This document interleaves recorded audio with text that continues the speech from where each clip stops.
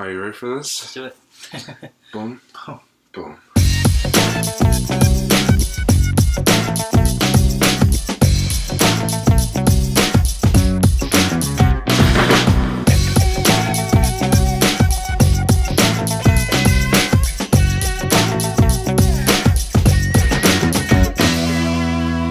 Hey everybody, and welcome to another edition of On a Couch Talking Sports. As always, I'm Robbie. This is Kyle. Kyle, good to see you. How are you tonight?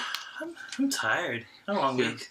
Also, we just did a lot of walking. Did a lot of walking. We did a little Boston downtown Quincy Market trip. So this little tour, burning the we calories. didn't walk all the way from here though.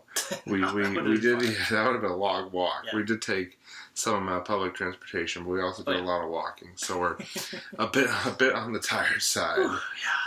But we're here, and so today, what we wanted to do something we haven't really done before, and that is dive into the world of politics. Now, some of you may be saying, "Whoa, On a Couch Talking Sports going into politics? That's insane. That's crazy. What are they thinking?" Relax, everybody, relax. Take a deep breath. Take a chill pill. What we are going to do tonight is we are going to sort of intersect sports and politics. Presidents, to be specific. That's right. I have here in my hand a list, according to USA Today, from back in 2013, of the top 10 most athletic U.S. presidents of all time. I mean, that's a pretty big deal. That's right there. Big deal. Yeah. But how do we get right into it? Let's do it. So number 10 on the list of top 10, again, this is most athletic U.S. presidents, is Richard Nixon. Apparently, he wasn't much of a football player at Whittier College, but did try his hand at coaching while in the Oval Office, once sending a play to then Washington Redskins coach George Allen. Okay. He also installed bowling lanes at the White House, leading to his later immortalization above the bar at the Dude's apartment. Interesting. That's Big Lebowski reference, I'm guessing.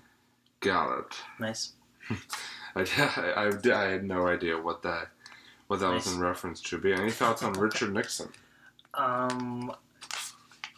I never would have guessed, to be honest. No, I just knew he was in one of the X-Men movies, but that's about it. Like, all right, number 9. Moving on and going rapid fire here on the way. Woodrow Wilson. Oh. Apparently, Wilson was good enough to play center field at Davidson College, but couldn't make the baseball team after transferring to none other than Harvard University, right here in Cambridge, where we are currently residing. His library website apparently says that he was an avid yet unconfident golfer. So that sounds like my description of being a golfer. Yeah, that sounds like me too. Yeah, except the avid part. Yeah. But yeah, apparently Woodrow Wilson quite the baseball player. Okay. So I didn't know he went to Harvard. I don't know that much about Woodrow Wilson though, to be honest. So a little behind him. Yeah, a little bit before our time.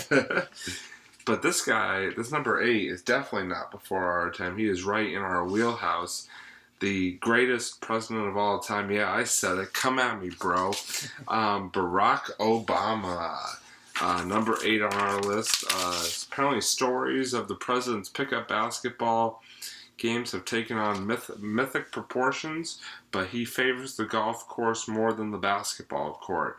His jump shot looks pure, his swing is another story. So, it's funny. I thought Obama would be higher on the list because, he just seems like a very athletic build and, loves basketball and stuff like that, but only number 8. But still, pretty good. I mean, I know his successor in the White House didn't, this list is from 2013, but his successor probably wouldn't even make the list anyway, despite all his numerous trips to golfing. Being on Celebrity Apprentice is a sport, right?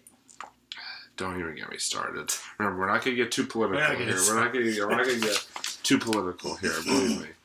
Number 7. is Teddy Roosevelt. Oh, sorry. You okay? I'm just stuff in my throat. That time of year. Yeah. Teddy Roosevelt, number 7. Teddy Roosevelt. I can see that. Apparently, he was the avid outdoorsman. He once tried to ban football, which is kind of interesting if he's on an athletic. Ban football? Yeah, but he had a practical view of participation. Yeah, he did have a practical view of participation in other sports. However, he said it, and I quote: "It is of far more importance that a man should play something himself, even if he plays it badly, than that he should go with hundreds of companions to see someone else play well." Apparently, he, like Obama, seemed to love sports more than he excelled in them. Wow. So, okay. Number 6. Another guy from sort of our time frame. George W. Bush. George W. Apparently, he completed a marathon at age 43 and was running sub 7-minute miles years later. Okay. But he did throw out the first pitch in Yankee Stadium before Game 3 of the 2001 World Series. All right. Which was obviously less than 2 months after the 9/11 terrorist attack. So big moment for our country and sort of unity and coming together. But yeah, I did. That's pretty good at 43 to run a marathon. Okay. I can't even run a marathon, and I'm 28. So it's better than I can. Yeah, I know, right? And I could definitely not run a 7-minute mile. Number 5, halfway through the list here. All right. Good old JFK, John F. Kennedy. He was played by Kevin Costner in one of the. And what was that movie? I forget the name of the movie. I just know he was played by Kevin Costner. But anyways, yes. I think he was. Apparently, he loved to play touch football in Hyannisport when he was younger, but apparently various medical ailments later in life slowed him down. He was a letter-winning swimmer at Harvard, another Harvard reference. Wow. And a good enough golfer to make people forget about his bulky back. Okay. Yeah, I mean, JFK definitely, like, when you see pictures of him in video, definitely, looks like an athlete. Yeah, he seems fit. Yeah. And this next guy definitely sort of fits that athletic mold. Oh, yeah. Ronald Reagan. Ronald Reagan, he's buff. Yeah, Ronald Reagan's a pretty he's a movie star. Dude, yeah.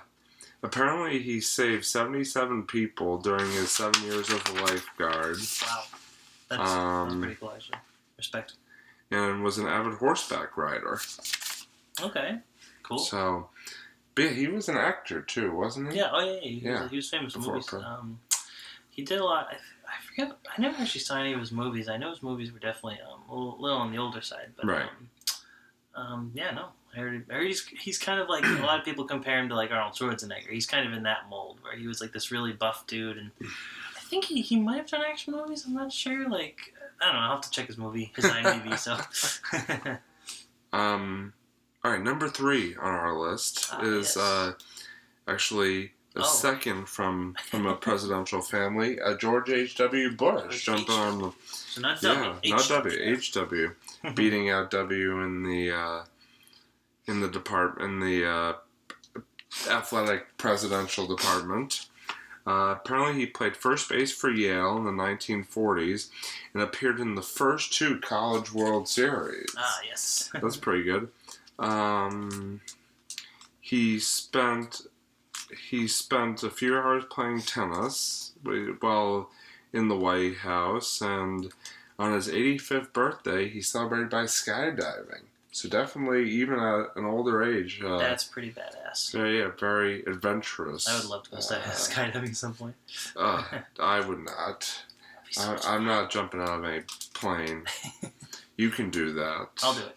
I'll do it for you, Robbie. We'll do it on a couch episode, and I'll do it firsthand. I'll be down on the ground waiting for you. Number 2 is Dwight Eisenhower. Oh, there we go. He was a West Point linebacker who famously battled Jim Thorpe in the 1912 Army Carlisle game. Whoa. That goes way back. And yeah, so apparently quite the footballer back in the day. Okay. Back again a little bit before our time, Yeah. early 1900s to be exact, which leads us to the number one most athletic president. Again, this is according to USA Today. This is from 2013. So if you agree, disagree with any of these predictions, please feel free to drop a comment. We would love to hear from you. And the number one most athletic president is Gerald Ford. Gerald Ford, he played on 2 national championship football teams in Michigan, was team MVP in 1934, and was a frequent swimmer, runner, and tennis player.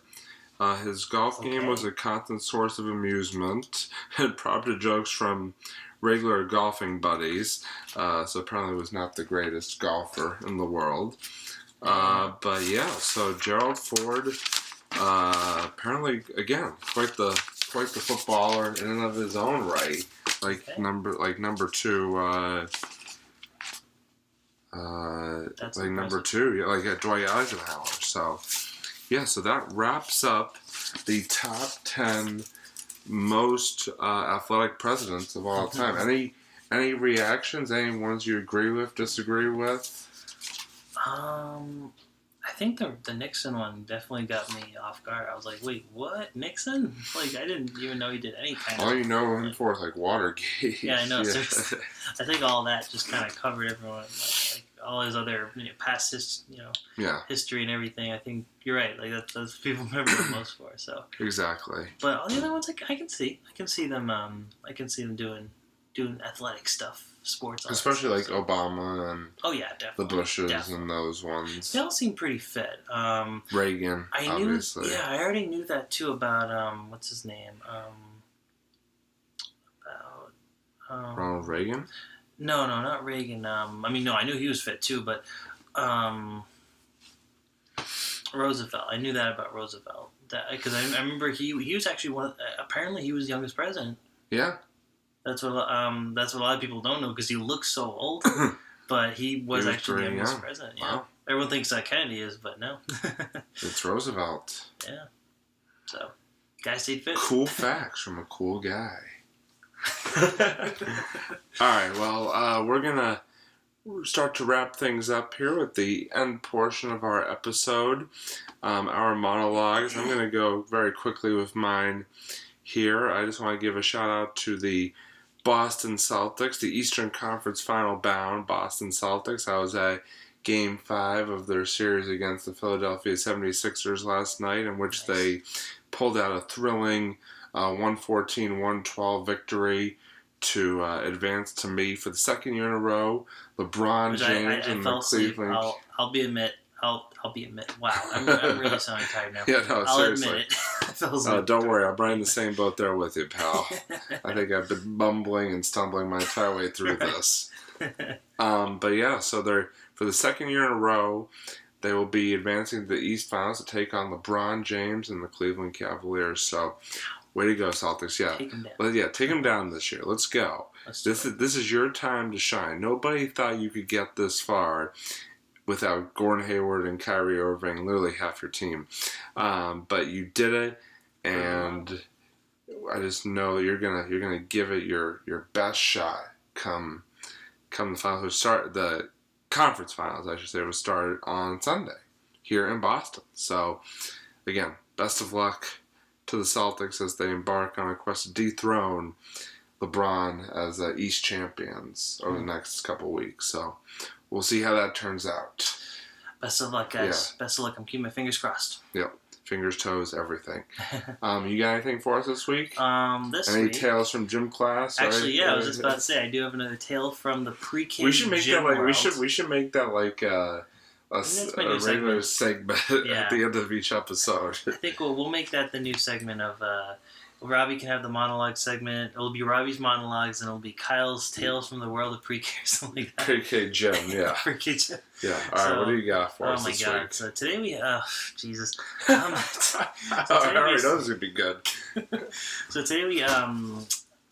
periodically, like throughout the year, we set up this like little obstacle course for them. So just picture a bunch of 3-year-olds. So they have to climb stuff. They have to leap over. They have to step over like these like bars and everything. It's hysterical. And the thing is, now for a while they actually started off pretty solid. They jumped off this like set of mats and they kind of stepped over these bars, and then they actually did this 2-foot hop on these like little spots we put in the gym. It worked. They did it for about maybe 5-10 minutes at the most, because they're 3 years old. Because the thing is, they have the shortest attention span of all time. Yeah. So it's just funny, like as the activity was going on, like I could see kids like they were starting to cry because one kid went ahead of the other kid or something like that. Geez. And then they started taking apart the bars. So they're like, "Oh, what's this?" So it's just it's the funniest. It's literally one of the funniest things just to watch. Like I didn't even like. You can't be mad. You're impressed. No, I'm just watching. I'm just curious to see what they're gonna do with all these things on the ground. And sure enough, yes, they're so easily distracted. So they like to, and some of them were like taking those little those little dots I mentioned that they put on the floor, these little rubber circles. They kept picking them up and collecting them and lift things up and put them down. Yeah, pretty much. Yeah. So it's just funny. It's just good times. So yeah. So if you're a gym teacher and you're looking for things to do an obstacle course. I'm serious. Do an obstacle course. Doesn't matter what age. It's just an amusement factor, if nothing else. It's great. It's hysterical. It's fun to watch. Yeah. All right. Cool. Well, that is Tales from Preschool Gym with Kyle. Preschool American Ninja Warrior. That's kind of what it felt like. Yeah. All right. Well, we're gonna wrap it up here because I think Kyle and I are both ready to go take a nice long nap. Yeah. But anyway, thank you for joining us as always, everybody. For Kyle, I'm Robbie, signing off from the bed in this case. Full disclosure, we're on a bed this time. We're not on a couch. We're just sitting. We're just on a random bed. I think we're just broken into somebody's house. No, I'm just kidding. We're in Kyle's bedroom. Don't call the cops on us. We're in Kyle's bedroom. It's okay. It is okay. It's okay. They've seen. I think we filmed one episode. Yeah, we've done a couple in here. Yeah, I think it's all good. Anyway, before we get too far off topic, again, he's Kyle. I'm Robbie. Signing off. Thank you for joining us, and we will see you next time on Couch Talking Sports. Bye.